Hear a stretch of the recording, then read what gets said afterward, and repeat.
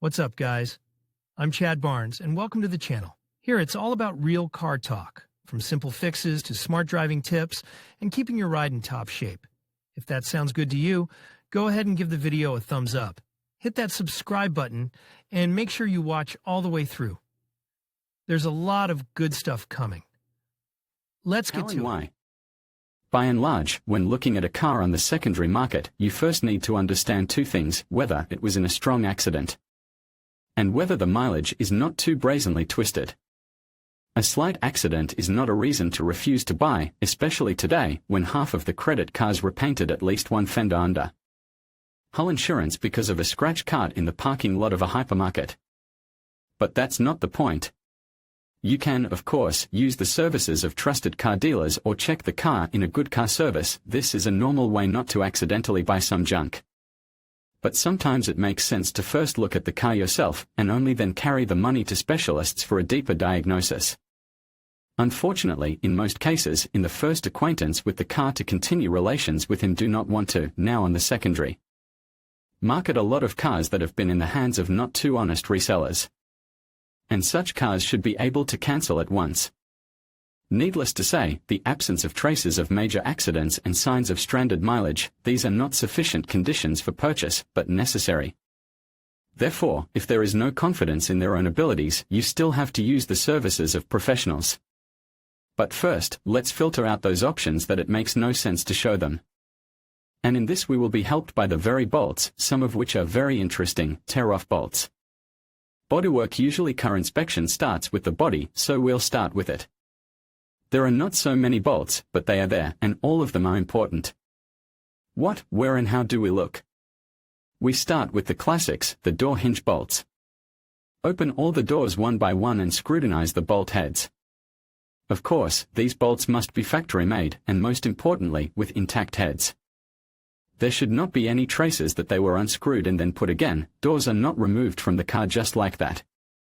If these bolts were unscrewed, the doors were either removed for repair or replacement.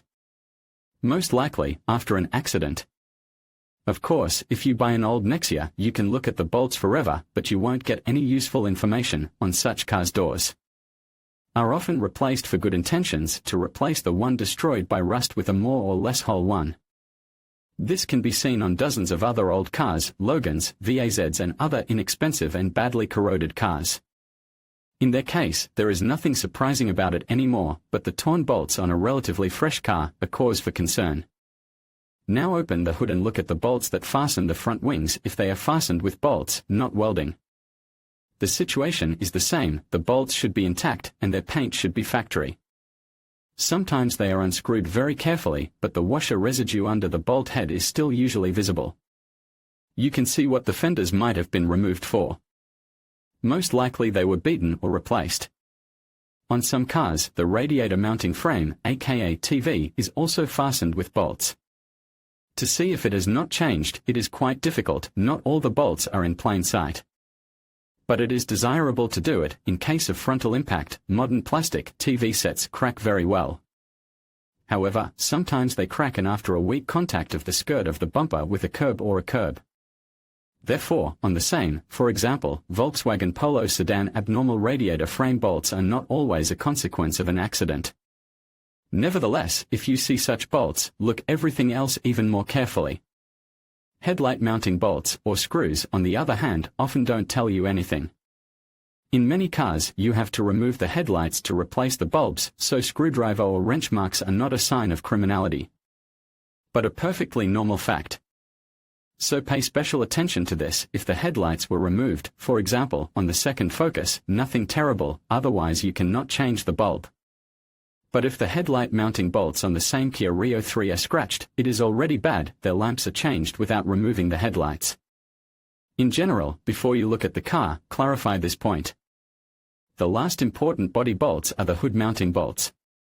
The hood is also not removed for nothing, so if you are told that the car is in its original paint, but you see on the bolts of the hood brackets the paint damaged by the key, it means that the seller is deceiving or hides something, which in this case is the same thing. Under the hood, while the hood is open, we look at the bolts that are visible in the engine compartment. The car has a mileage of 70,000 and the edges of the bolts fixing the generator are torn off. So it's not 70,000 miles. The resource of generators, of course, can be different, but on average they serve at least 100,000 kilometers, and for repair they are first removed most often at a mileage of 130 to 150,000. And 70,000 not the mileage at which the brushes, bearings, diode bridge or something else wear out. By the way, sometimes some people like to spray the bolts after removing and installing them with some coppersmith copper grease. Factories do not do this, so it should raise questions. Especially when choosing some Korean cars, which even with low mileage, many people like to cut out the catalytic converter, quite rightly, by the way, and for this they remove the catalytic. All would be nothing, but often the catalytic converter is removed after the motor has already started to consume oil.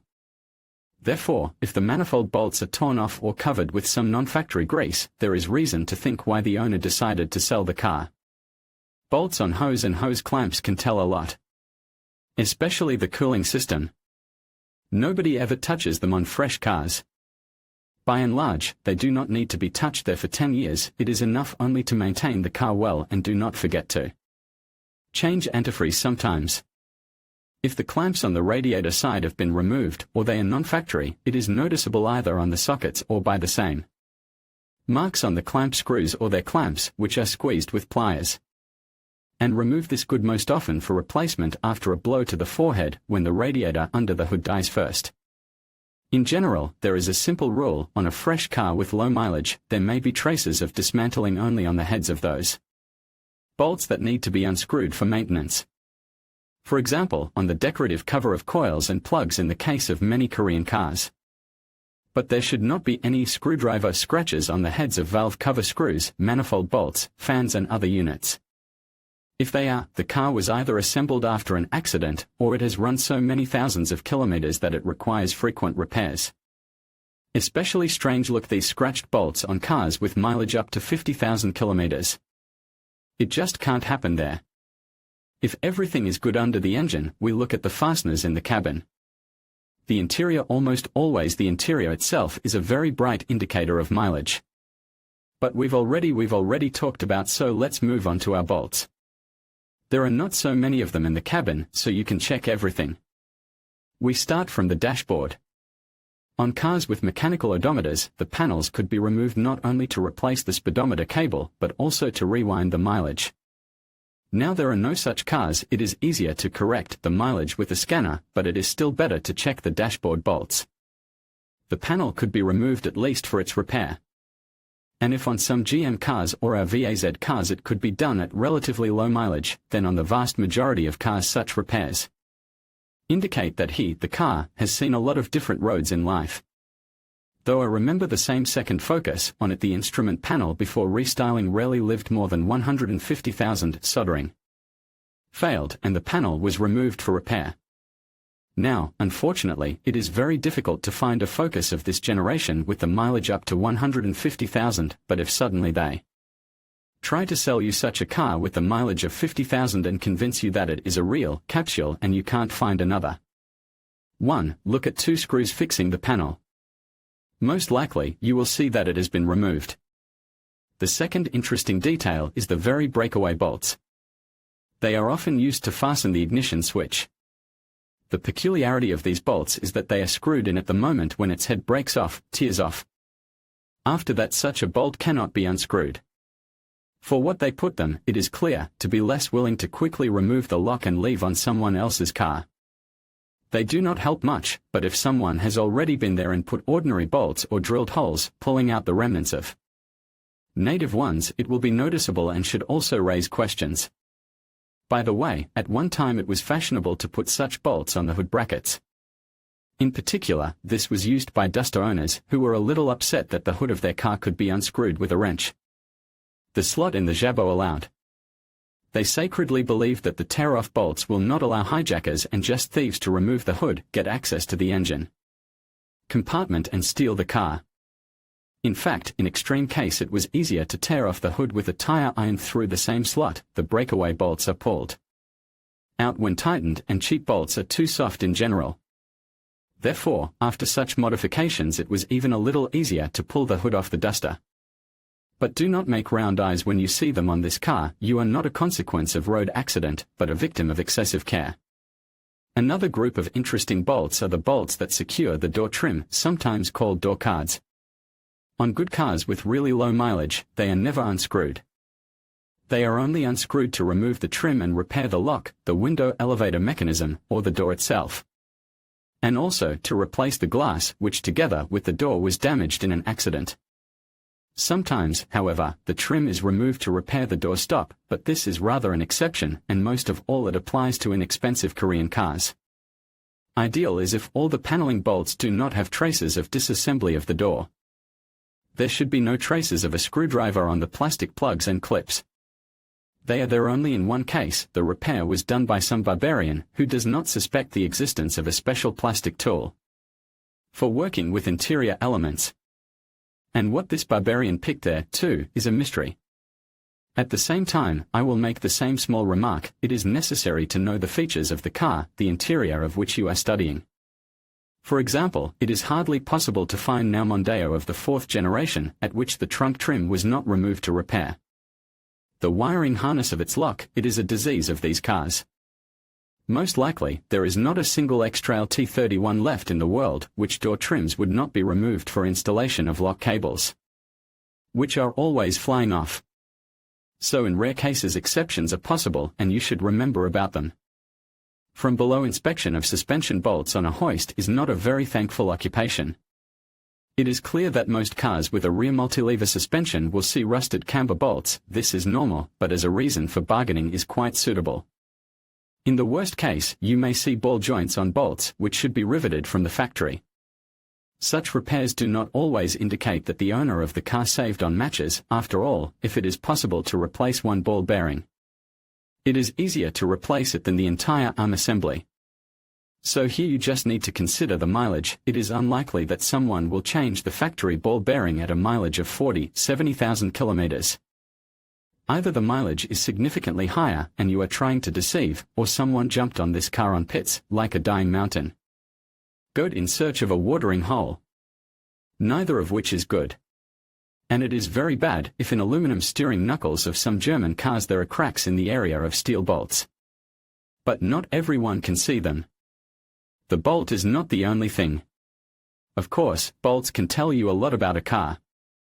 It seems like a small thing, but it's the little things that most often give away the truth that a brazen reseller wants to hide. It is not difficult to check these details, with some exception, which is covered by plastic, but it is very important. And often, just useful, because it will allow you not to waste time on a more thorough inspection with the involvement of professionals, whose work must be paid for. At the same time, you should not think that if everything is fine with the bolts, you can safely buy the car. It is not so. The bolts are just the beginning. But if they have been checked successfully, it is encouraging. It makes sense to study the car further. While new cars are becoming more and more unaffordable, the desire to buy at least a used car is gradually growing. And it's quite logical. It's better that way than on foot. In conclusion, understanding the significance of bolts and fasteners can be a game changer when it comes to buying a used car.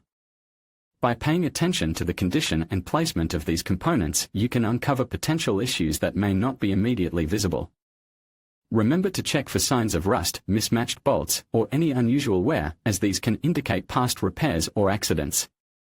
Armed with this knowledge, you can make a more informed decision and ensure that your investment is sound. Thank you for watching, and happy car hunting.